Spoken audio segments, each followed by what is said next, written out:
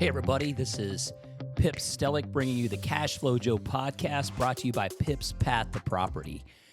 At Cash Flow Joe, we're here to help beginning investors with their first transaction and seasoned investors on how to do more deals using less of their own money and learning how to use leverage at a higher level. There's thousands of students all over the world to become successful real estate investors. For more information about us, visit our website at pipspath.com, where we have tons of free resources for you to start consuming today. So today, cool show. I've got a former student of mine, and when they say the student surpasses the teacher, that's when you know you've done a good job as the teacher. So the guy that I'm introducing today, good friend now, I've done some work with him, and he is really just knocking it out of the park. So Marlon Johnson, how you doing today, buddy? I'm doing excellent, Pip. Glad to see you, man. Oh, it's great to see you. And you're going to see he goes by mindset, Marlon, because his whole stuff is about mindset. And I'm just going to jump in and let him start talking. And if he doesn't say enough, I'll just keep asking more questions. So, Marlon, tell us a little bit about yourself, how you got to where you're at today, and whatever that road takes to get there. Yeah, so this is exciting for me because you were actually a very big part of my road to getting here. So I'll take everyone back to the beginning, which was growing up. I'm a New Yorker. I'm living in Arizona now. You and I met when I was living in New York, and I was in my early 20s, somewhere around 24 years old, I think. And I was beginning to get to that stage in life where I was finding out life costs money and there's responsibilities involved with being an adult. And I was working 3 jobs, working as a parkour coach and athlete. I was working in a catering hall, and I was also cleaning auto zones at night. I don't know if you knew that part. Like, I used to go and clean auto zones with an industrial cleaner from like 10 a.m. till about 5 a.m. And all of this at the same time of going to school with a full 17 to 18 credits, gearing up to become a physical therapist, because that's what I thought I wanted to do. However, one night I just had the epiphany of standing in my catering hall at about 1 o'clock in the morning on a particular Friday night. I was doing additional janitorial work in order to just make an extra $50. And I was mopping the floor in the bar. And it just occurred to me that how many times have I mopped this floor before? How many times have I cleaned that kitchen? I mean, it was Groundhog's Day over and over and over. And I just knew I was coming back again tomorrow at about 4 p.m. to see a dirty kitchen and a dirty bar that I would have to clean again. And I just couldn't take it, man. I stood there. I actually threw the mop down on the ground and began to have this moment where I imagined myself as a 90-year-old man sitting on his rocking chair, just going back and forth on the front porch. And from that position, I started to reflect backwards and look at the life I lived. And I saw it. I finished going to school. I got the degree in physical therapy. I was earning the $80,000 to $150,000 a month or a year as a salary. And I had the kids and the wife and the little dog that yaps a little too much, but you can't really get rid of it because the kids have grown attached. And that life just absolutely scared me. It terrified me because it felt like I was settling. It just felt like I was going through the motion. And so in that moment, I didn't really know what the clear next path was. I just knew that the path I was walking wasn't it. And I decided that from that old man's perspective, all he could feel was regret. That 90-year-old man sitting on the porch, he just felt regret. And I had a conversation with him in my mind. And I asked him, why are you so regretful? And he said, I just wish I had gone for it. I just wish I had taken a chance and bet on myself and tried to figure things out. And so I didn't know clearly what the next thing would be. I just knew I didn't want to end up that old man. And so that's when the search began. And I, eventually through that search actually led me to you and into your ballroom back in October of 2019, where I started to learn about real estate and real estate investing and all of these other options, which absolutely amazed me and blew my mind. And it took me from really earning, and at that time in my life, I was earning maybe about $20,000 a year, living at home with my mom and my sister, to now I've been able to do multiple deals nationwide through wholesale. I fix and flip virtually. I own a portfolio of properties, been able to produce over 6 figures in a single month, multiple months back to back. And it absolutely changed my life. But it was as a product of really investing in myself, betting on myself, and really bumping into you and learning from getting mentors. So you were a big catalyst to my life, and that's why it's really fun that I get to hang out here now and share essentially the story. I like the fact that you bumped into me. That's it almost like it was an accident. That's awesome. Well, yeah, that was pretty cool because it was 2019, so it wasn't even that long ago. It seems just like yesterday. And so, um, obviously, you're doing a lot of cool things right now. What are some challenges that you faced in the past, and I guess how did you overcome them? I mean, it sounds like you had a lot of them just before you even got into real estate. So, what are some of the challenges in life before you? And then we'll talk about challenges in real estate as well. Yeah, no, great question. So I would say the biggest challenge that I overcame and still to this day work on overcoming, but it just takes on a new packaging, if you will, is this overcoming like the belief system. And so what do I mean by that? It's when I first met you and I met other people, I started to learn about this way of life that I had never seen before. I only knew how to earn money by trading time for money, to go to a job, to show up day in and day out, and just work for an hour range. And then I started to learn about real estate. I started to learn about investing. I started to learn about entrepreneurship. And I was shown that there's a different way to do things. And I believed it. I believed that it was possible. No one really had to twist my arm to convince me that real estate investing worked. What I needed a lot of help with was believing that real estate would work for me.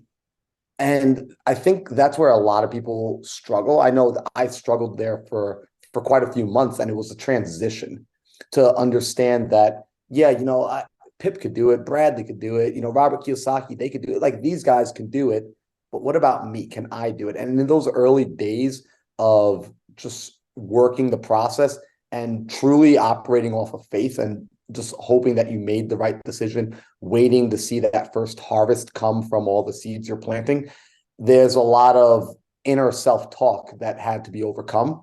And the friends and the people I was associating with beforehand, you've done an amazing job at creating community now with Pip's Path. However, that community didn't always exist. You saw a need for that. You saw a need for people to be able to come together as a collective and to be able to walk through this journey together. That wasn't quite there at the early stages. You were really my only community, and that's why I bothered you so much through email. You were my lifeline. I was like, hey, I need another human to connect with and to talk to, because my own voice and the paradigms and the family and the friends I had around me, they couldn't speak life into the new business, to the new version of myself that I was working on growing. And so I find that every time now, even today, as I step into new chapters of any form of growth I'm looking, whether it's business, whether it's health, whether it's anything, I very actively seek to bring into my world the sort of people that are going to help encourage the growth of the next evolution, the next version of myself. And I think that's an ongoing challenge. However, now it's a little bit easier simply because I understand I have proof of concept that the people I associate with, the people that I spend my time with, will have a major effect on my growth, on what's possible, and how quickly I get there. That's awesome. Great answer. And you know how I am. I go in different directions, and it's kind of like a dog watching, chasing after the next bone. So I'm going to go back to something you said earlier, because I know I had this question, and if I'm like any of my listeners are like me, they're going to have this same question. What the heck is parkour? So Because I didn't know what it was when I met him. He's like, I do parkour. I'm like, good for you. What is it? Yeah, I remembered when I said that to you, and you're like, "What the heck is this parkour?" Yeah, I couldn't So even pronounce it. yeah, parkour is it's a movement discipline. It's very much, I like to, when I explain it to people, a lot of people have a concept of what gymnastics is, and a lot of people have seen the show American Ninja Warrior. And so I like to tell them it's a combination of the two. It's going through your environment from point A to point B in the most efficient way. And so this is when we've seen on YouTube those videos of the young guys, climbing up buildings, jumping, flipping off of rooftops, that sort of stuff. I was one of those guys. I really I fell in love with it. I saw it on YouTube one day and decided, hey, why not? Let's go give it a try. When I look at a 3 or 4 story building, I don't look at climbing the outside. I'm looking for the elevator. To me, that's the fastest point. But hey, if you want to climb the outside of the building, God bless you, go for it. That's good for you. So crazy stuff. I'm just thinking, it sounds like, or when I watch it, I'm thinking, man, that's injury after injury after injury, because a lot of the stuff doesn't look like, you can really practice it. You just got to jump. You got to jump over the barrier. You got to go from the barrier to the next barrier.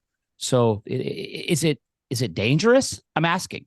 Yeah, it's really funny actually. A lot of folks, when they see it from the outside, and I'm very aware, like it seems extremely dangerous, and it's kind of like just like real estate, where when people don't know, they look at it and they think, "Oh my gosh, like that's scary. You're going to buy that house and you're going to renovate it and you're going to put all that money into it." But there's a process that most people don't see behind the scenes of the studying and the learning. So with parkour, it was the same way. There was a lot of before I ever climbed up to a rooftop and jumped from building to building, there were thousands of jumps on the floor at ground level where it was safe. Because what's interesting is if I said, "Hey, Pip, I'm going to put these 2 blocks of wood on the ground," or maybe not Pip, maybe I say this to Bradley. And I say, "Hey, Bradley, I'm going to put these 2 blocks on the ground that are 5 feet apart, and I want you to jump the distance." And Bradley can do this no problem, back and forth 1,000 times. That 5 foot distance is the same 5 feet, whether it's on the ground or 3 stories up. And so parkour really helped with the mindset of understanding that if you do the proper preparation, then as the circumstance or the environment changes, what you have to do, your skill set will keep you safe and allow you to go and progress to new heights. And so I found the exact same philosophy in real estate, oddly enough. I tell all my old parkour friends, they said, "Hey, you stopped doing parkour." I said, "Not really," because the philosophy in parkour was be strong to be useful and overcome obstacles. And so I felt, hey, real estate is actually the exact same thing. I'm learning the skill set to be useful, and I'm just overcoming challenges. As real estate investors, like you always taught us, is my job is to go out and find problems, not to find properties. Well, amen. We teach that daily. So I've never seen the analogy of parkour and real estate put together till today. So this is awesome for me to hear you say that, because I've never had a desire 3 stories up to jump from one building to another. And I doubt I ever have that desire.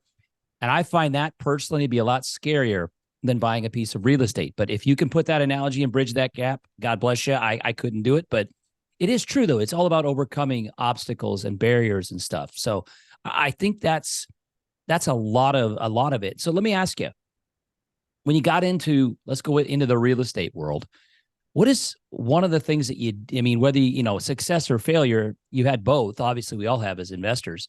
What's one thing that you didn't expect that's kind of happened that you weren't expecting when you got into this? That's a really good question. I would say the biggest thing, and this is being honest, I was a young guy.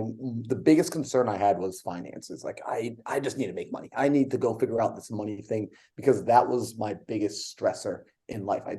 So I was totally focused on, I'm doing this to make money. I'm doing this to make money. I'm doing this to make money.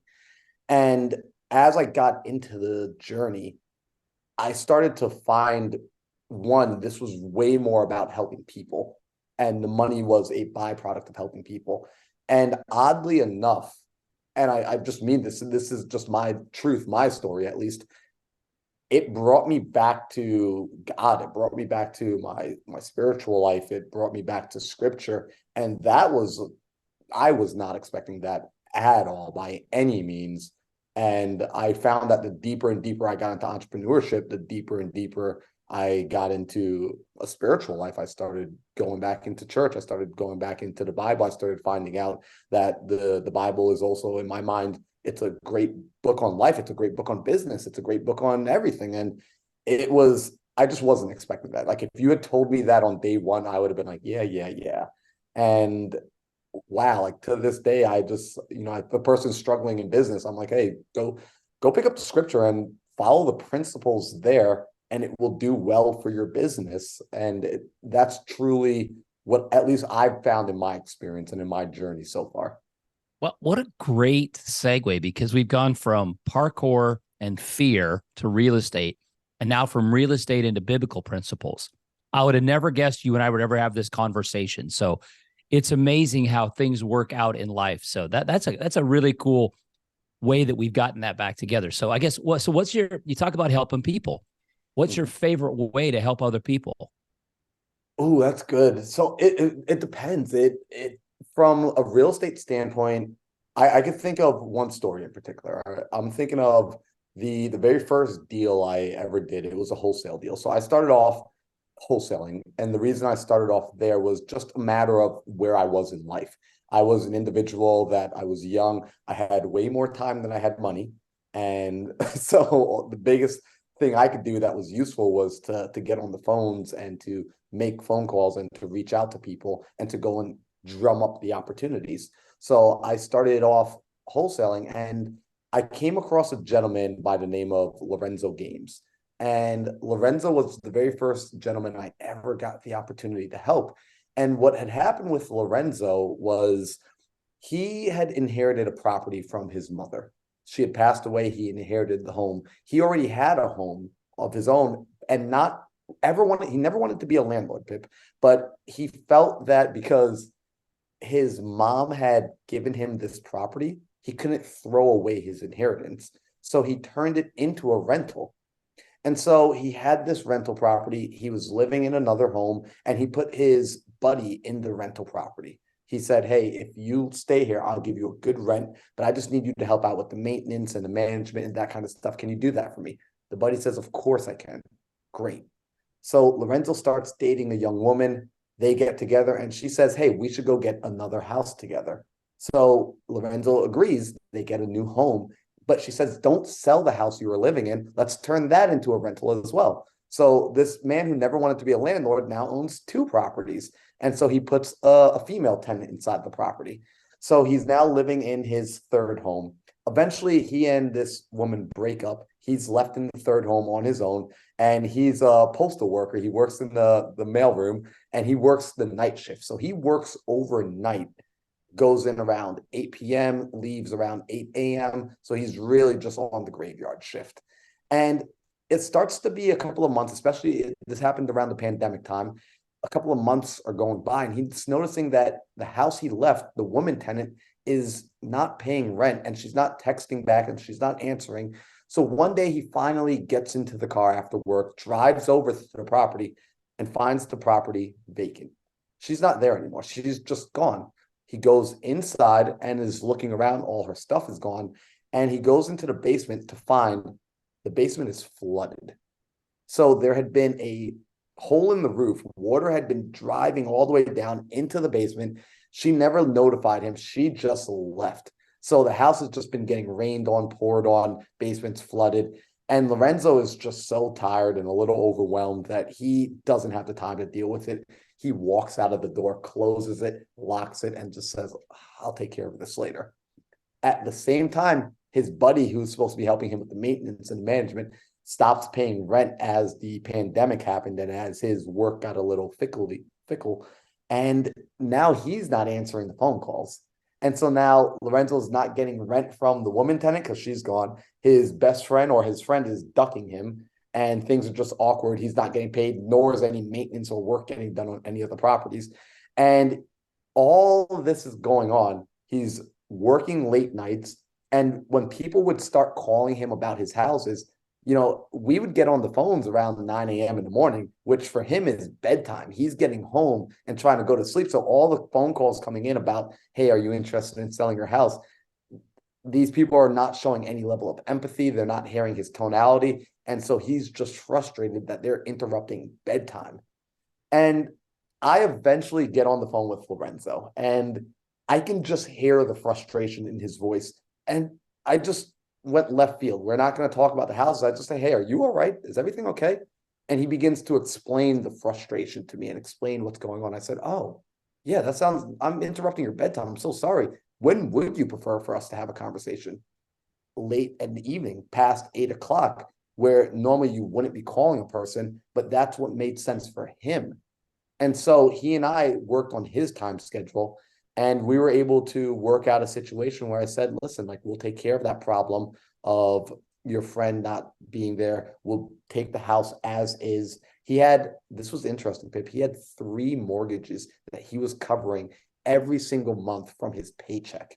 I mean, the guy was a good, honest guy doing the right thing, just caught up in a bad situation.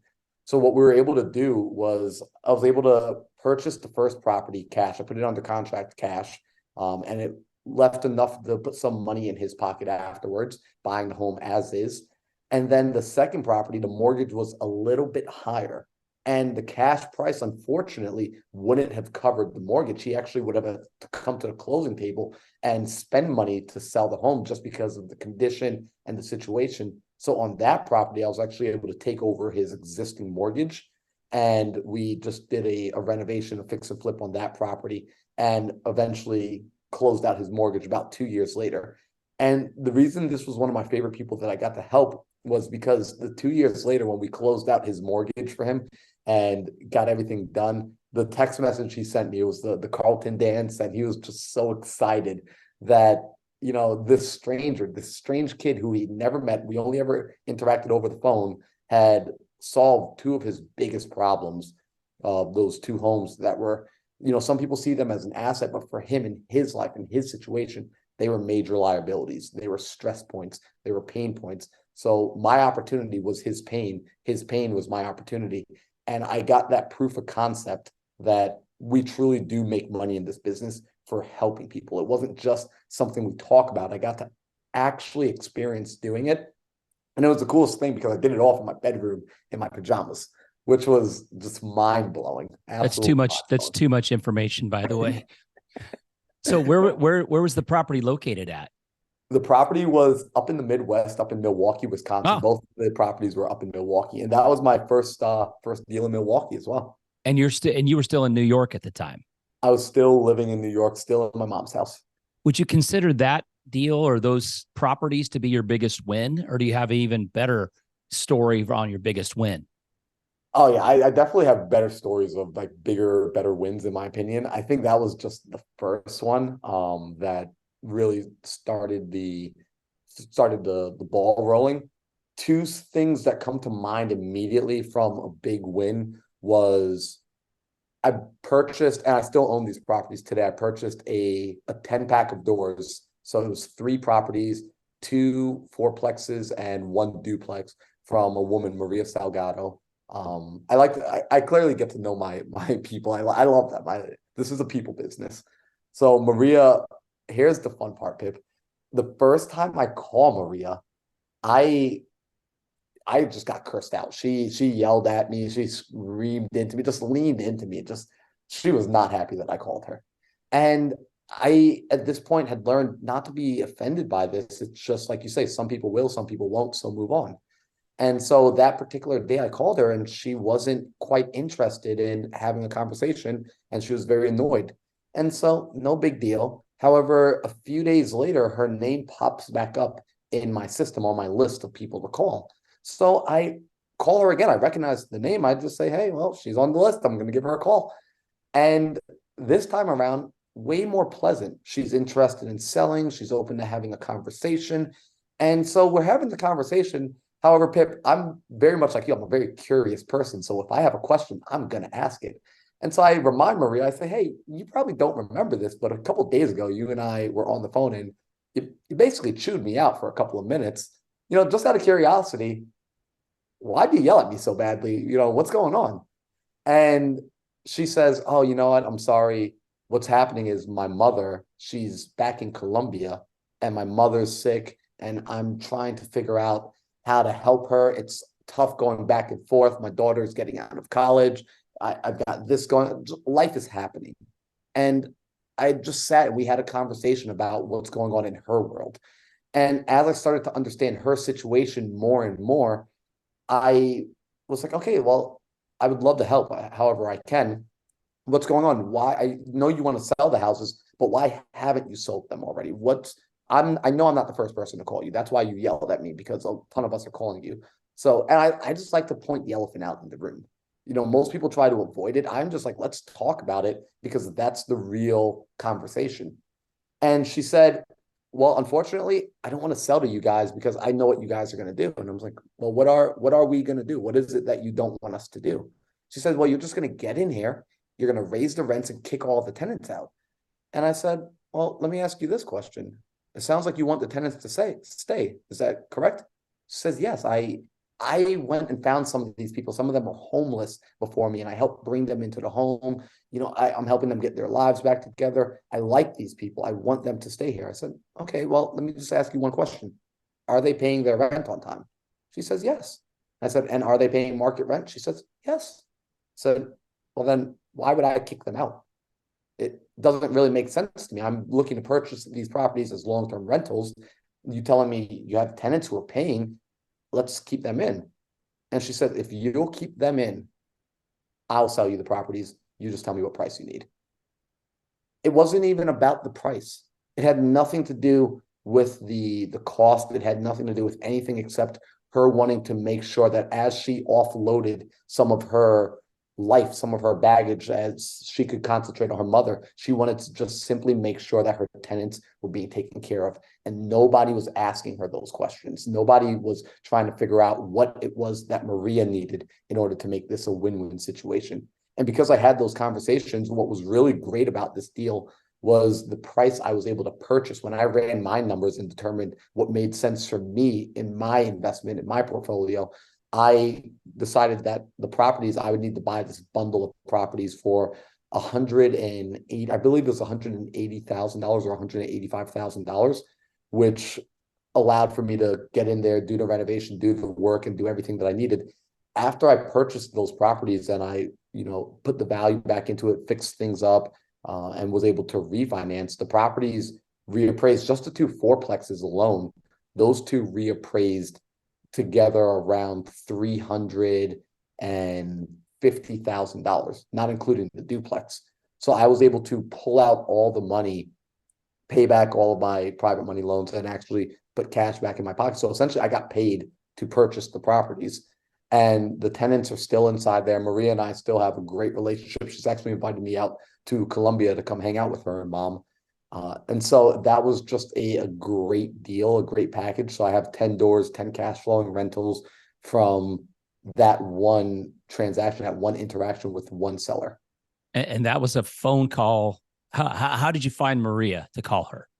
Yeah. So Maria, I pulled her information from a list. So in real estate, we will go and we're able to get data. It's very commonplace nowadays to get data from, there are different services that will provide this data, very affordable, very, very cheap, very easy to get. And what I did was I custom made the data to look for people that were absentee owners, which means they don't live in the property.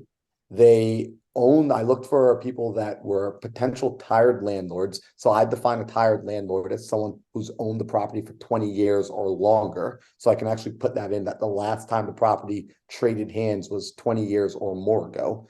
People that owned 3 or more properties in their personal name, not an LLC, because this is an indicator to me that they're more mom and pop. So it doesn't necessarily indicate any pain point like a pre-foreclosure or a tax lien or anything of that nature. But I'm just thinking from the standpoint of, as we get a little bit older, maybe we want to start to take things off of our plate. And those were the people I enjoyed talking to the most because I grew up hanging out with my grandma. So I like talking to older people. So it was very much, it fit my personality and it served the need in the marketplace. So Maria came from that sort of list. And that list has done well for me throughout the years. It's one of my favorite lists, actually, to find these sort of off-market opportunities. Very cool. So how can our listeners who are listening to this right now, Marlon, how can they start applying today what you're doing in your business into their own work? I would say it's a great question. So my first thing that I always say to people is, if they really want to reapply what I've done, the first thing I did was I built out, like you mentioned, a power team, or you didn't mention it here, but that's something that you've taught me, is build out a power team. And the very first person on your power team is a mentor, because I didn't know everything that I know was taught to me. I am very much monkey see, monkey do. I'm not trying to ever reinvent the wheel. Someone has already made it. Just show me how to do it. So I would say the first thing that a person should do truly is go and find a mentor, and find a mentor that has, in my opinion, two things. Find someone that is doing the thing that you want to be doing. So in whatever area of life, that maybe it's real estate, maybe it's business, maybe it's whatever it may be, go and find that person who has the results you would like to emulate, and then find the people that you resonate with. It's not just that they have the stuff, it's that also do they have the sort of character that resonates with you. Because if those two things aren't combined, they may have the things, but you might find it's really hard to actually extract value and information from your mentor, from your teacher, from your community, if you aren't on the same alignment of core values. So that's where I tell people to start. It's really make that investment in yourself first, because you are your number one asset. I think real estate, and just like with Lorenzo, why was I able to purchase his problem properties, but they were such a benefit to me? It's because as the individual, as the investor, my superpower is to look at things and turn them into assets based on my knowledge, based on skills, based off the things I understand. However, for Lorenzo, the same properties were actually a liability. So people need to recognize that they are the goose that lays the golden egg. And I would tell anyone to always start with themselves. Start to put the investment in yourself first, and then you become the investor. You become the person who can see these opportunities, who can capitalize on the opportunities, who can bring the opportunities to the marketplace and make them real. Great answer. I've had the I don't know what the blessing or the just definitely the opportunity to work with a lot of people that I like. And what I've noticed is I built my team of people for Pip's Path is the ability to ask people that I like to be a part of the path. And one of the things you and I have shared a couple of times, and I appreciate you sharing this, is that you've just basically said thank you, is making sure that we do business with a certain set of core values, and that's integrity and helping people. So expand a little bit on that, because I can just hear from the stories you're telling that you are literally using those exact same core values in your business every day. And I feel like I'm like a 10 feet tall right now, because these are things that I try to instill in people every day. And so many people focus on the money. So talk a little bit about that, because that's a huge power thing for a new investor to understand. Yeah, it's the biggest thing, and I really do owe. I thank you every time I see you. Like I'm sure you're getting annoyed of it by now, but like I'm gonna do it forever, because you were one of the first people. In fact, I think you really were one of the first people that I got to see not just talk about this idea of create win-win, take care of people, treat people with respect, like doing all the right things. And as a result, you can also have this wealthy life. It wasn't a one or the other. And I think I know for myself personally, I can't speak for anyone else in the world, but for myself personally, it always felt like it was one or the other. You're either a good person or you can be financially successful, but you couldn't be the both. And then I met you and I was like, wait a second, this guy is literally doing both. And it's genuine. I'm a New Yorker. I'm big on I don't trust people.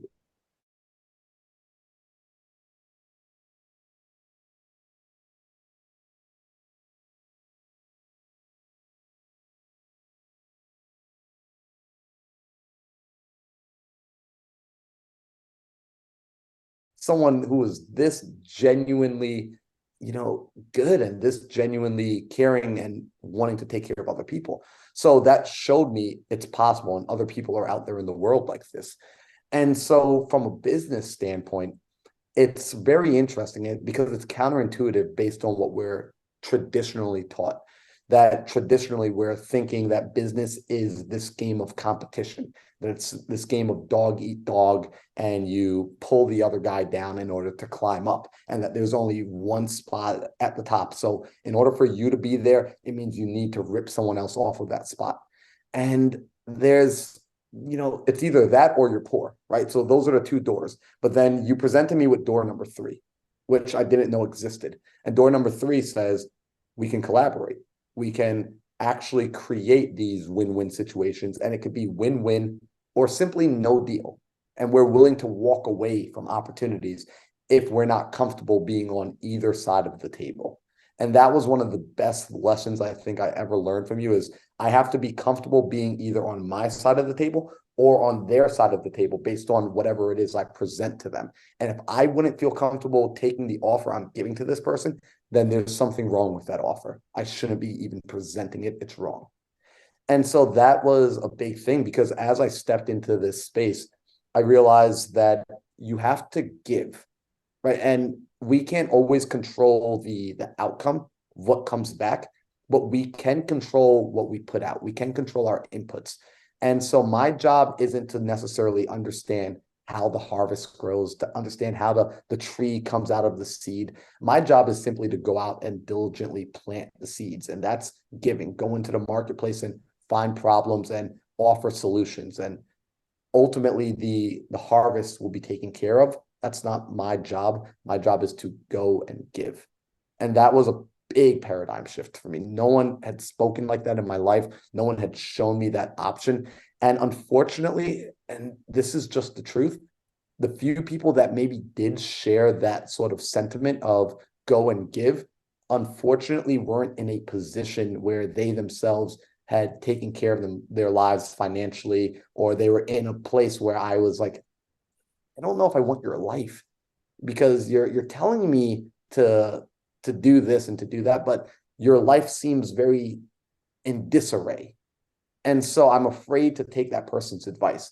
So when I get the opportunity to meet people that are put together, when I got to meet you and I got to meet Bradley, I was like, okay, these are holistically well put together humans. These are people that they are giving, they're practicing this principle of giving, and they're also opening themselves up and allowing themselves to receive in a healthy way. I was like, okay, this is something I can get behind because truly, if everybody lives like this, I truly believe we end up in a better world. This is a better place to be in. So that's something that comes very deeply into every business I do now, every business endeavor, business partnerships. If my partners don't understand that we need to give first and we need to focus on the giving, the receiving will naturally happen. We will leave ourselves open to receive, but our focus is on how do we plant the seeds, not how do we harvest. The harvest will naturally come. I can't do business with an individual if that's not their core foundation at the stage of their life and the stage of their development. Well, great answer. I don't think I've ever shared this before. So Bradley's listening here. And I've never shared this to even any of my audiences. But I remember playing a lot of sports, and I don't know why I am the way I am. I guess it's the way God made me. It's about giving and doing things that maybe other people don't expect you to do, and it actually ends up not in a bad way, going above and beyond. And it's just about being a good person. I played a lot of sports growing up. I didn't do parkour, so I couldn't jump across the building. But I did play a lot of football, which meant I was a quarterback and a safety, which meant I got the tar kicked out of me a lot of times. And a lot of times to be able to get a big hit because of where my position was in football.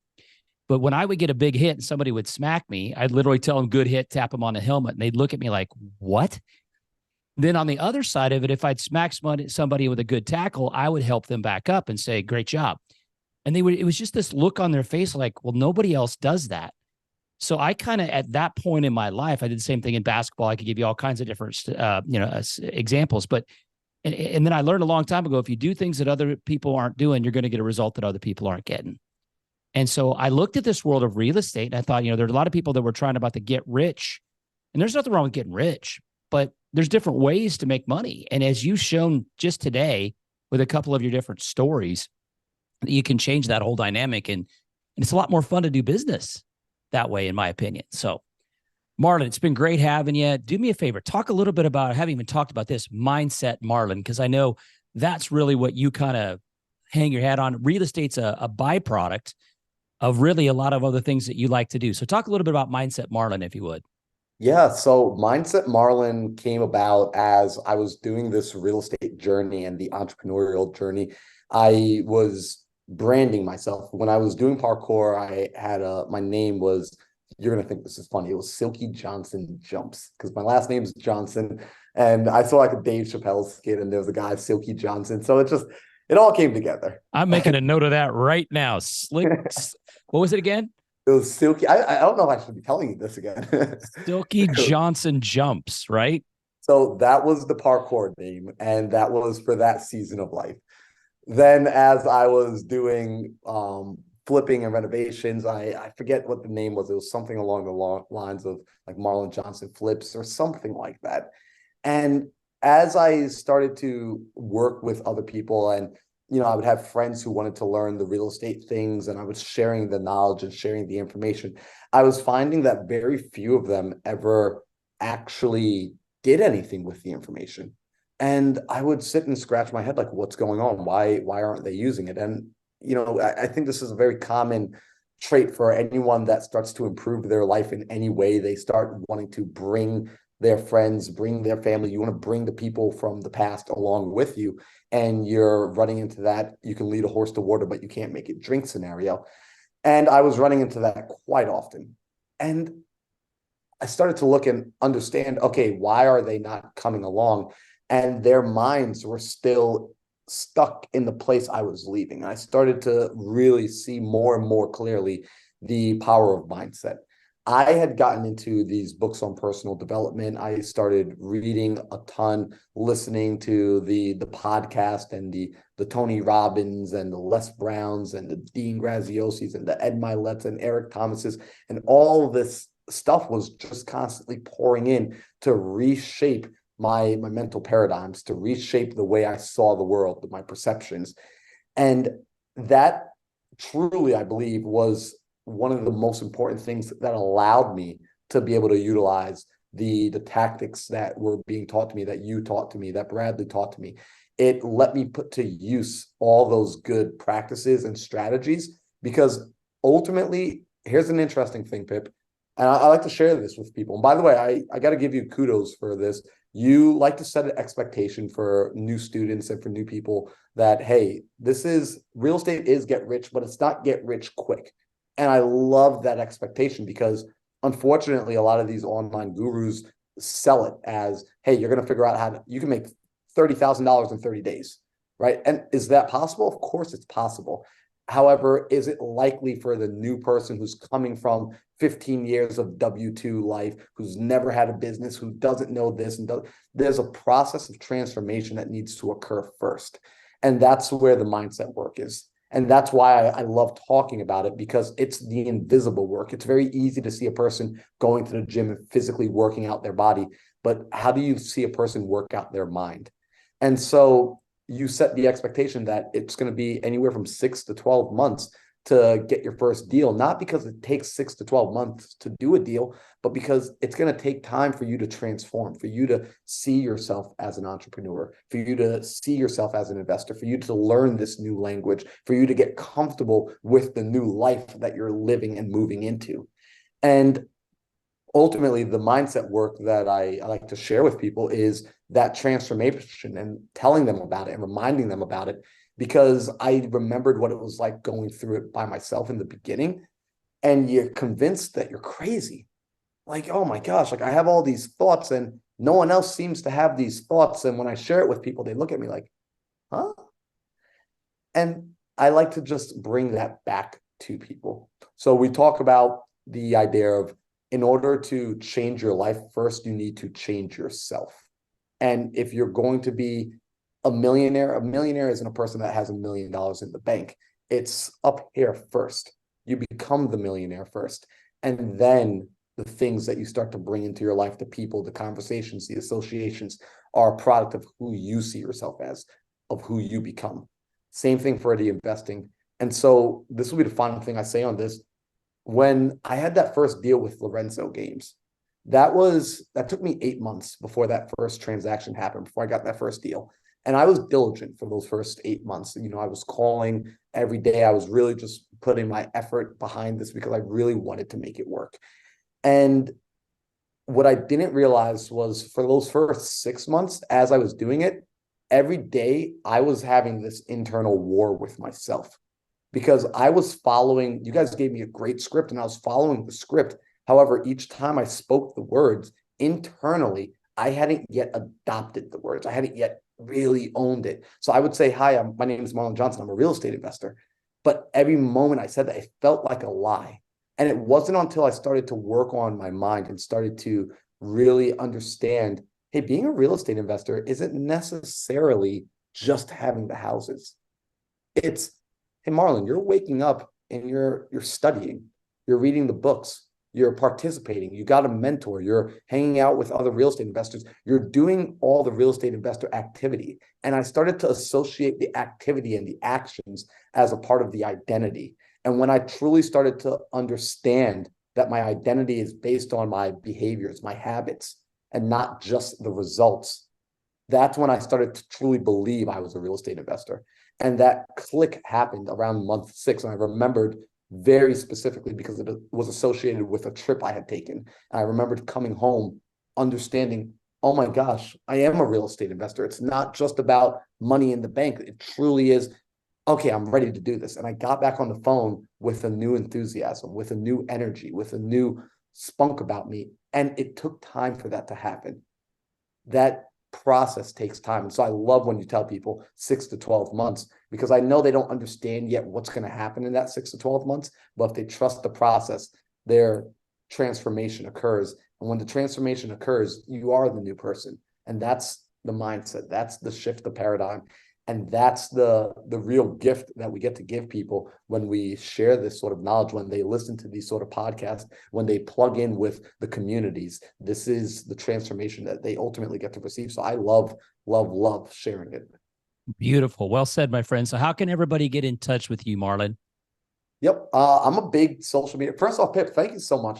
This is a lot of fun. I feel absolutely honored to be here. This is the coolest thing for me ever. I really do appreciate you for everything that you've done. And I love that you are continuously sharing with people. And I got to tell people this, but I'll tell them how to connect with me in a second. But can I share one more story for a moment? Awesome.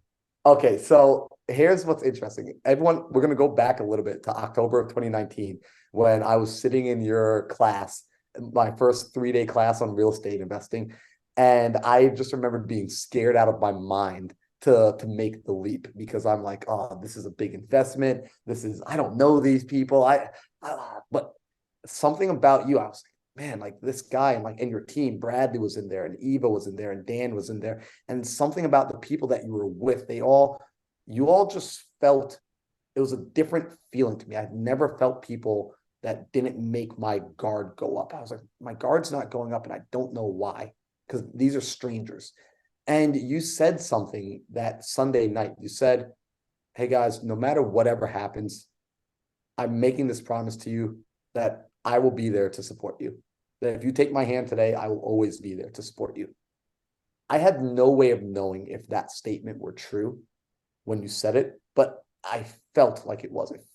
Something felt genuine when you said those words. And as time went on, I got to get the proof. I got confirmation that you were who you said you were. And that was so big and so major to me, because it just, again, it gave me proof that people out there still live this way, where their word means something. And so for that, I say thank you, because that's ultimately, as I'm working on myself daily, that's the sort of man that I want to be, is the man that his word means something. It's more powerful than a contract. If I say I'm going to do it, it's done. I'm humbled, my friend. Thank you so much. Very humbled. So thank you for that. For people that want to connect, I'm on social media. I'm on Instagram at Mindset Marlon. So it's Mindset, one word, Marlon, Marlon. And from my Instagram, they can get to everything. I'm on YouTube and Spotify and Facebook and all the places. It's all Mindset Marlon. Very cool. Well, great having you. You one of my favorite people to talk to. You're going to love this guy when you meet him. But before we get out of here today, just want to say again, if you haven't already, subscribe to the podcast on whatever platform you guys use. For more information, go to our website, pipspath.com. Follow us on social media. Leave us a comment. Give us a follow. Look forward to seeing you on the path. And Marlon, once again, thank you. It's great having you, my friend. Thank you, Pip.